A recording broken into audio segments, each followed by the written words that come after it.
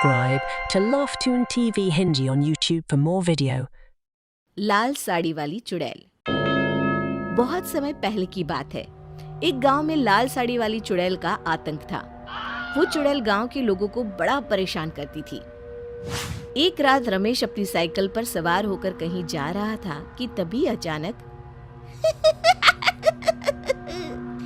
बड़ी देर के बाद कोई शिकार हाथ आया है। अब तो बच के कहाँ जाएगा? हे भगवान, मर गया रे। ये चुड़ैल कहाँ से आ धमकी? अब तो मेरी खैर नहीं। फिर रमेश तेजी से साइकिल चलाने लगता है। अरे भागो रे।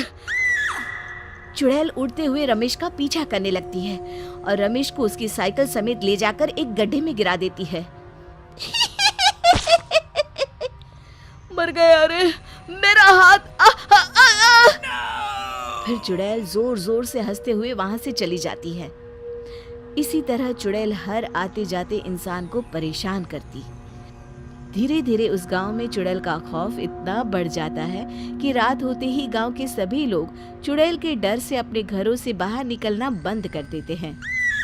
अरे भाग्यवान, तुमसे कितनी बार कहा है कि रात में घर की सभी खिड़कियां बंद करके रखा करो।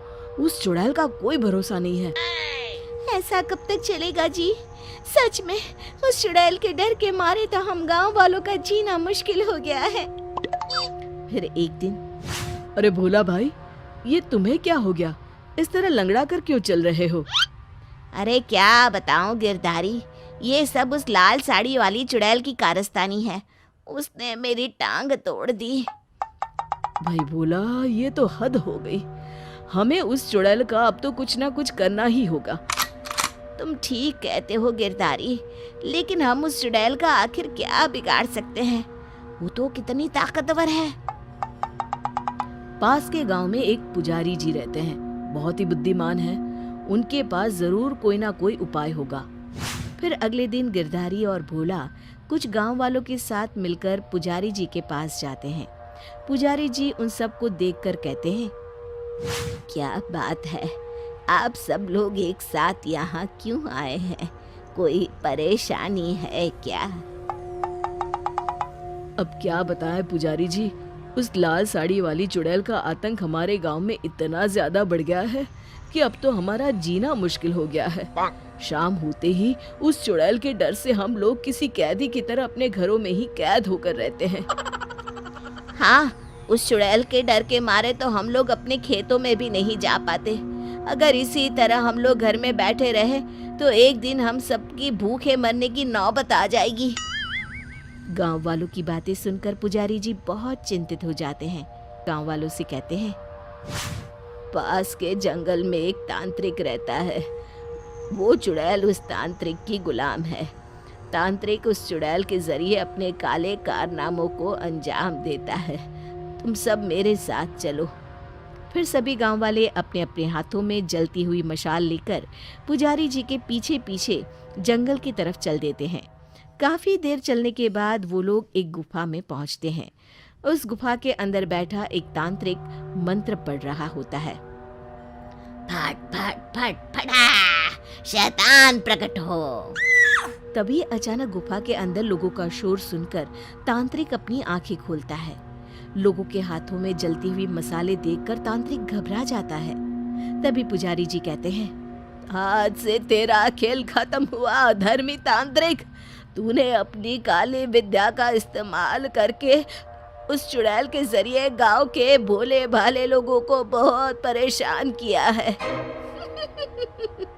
ये तो अभी शुरुआत है, खेल तो अभी शुरू हुआ है। तू उस चुड़ैल को अभी के अभी खत्म कर दे, वरना हम सब तुझे खत्म कर देंगे।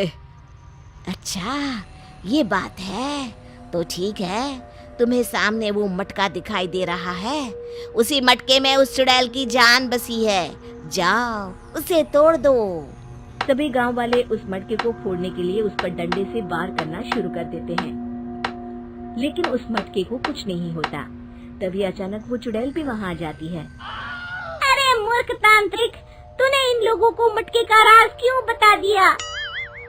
तांत्रिक हंसते हुए कहता है तू चिंता मत कर, इस मटके पर मैंने ऐसा मंत्र पढ़ा है कि ये लोग इसे कभी नहीं तोड़ सकते।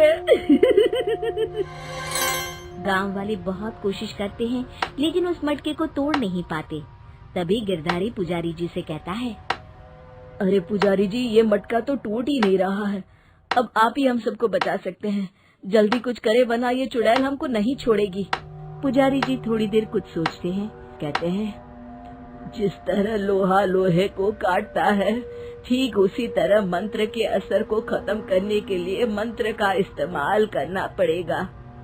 फिर पुजारी जी जोर जोर से भगवान का मंत्र पढ़ना शुरू कर देते हैं और अपनी जेब से मंदिर से लाया हुआ भभूत निकालकर उस मटके पर छिड़क देते हैं।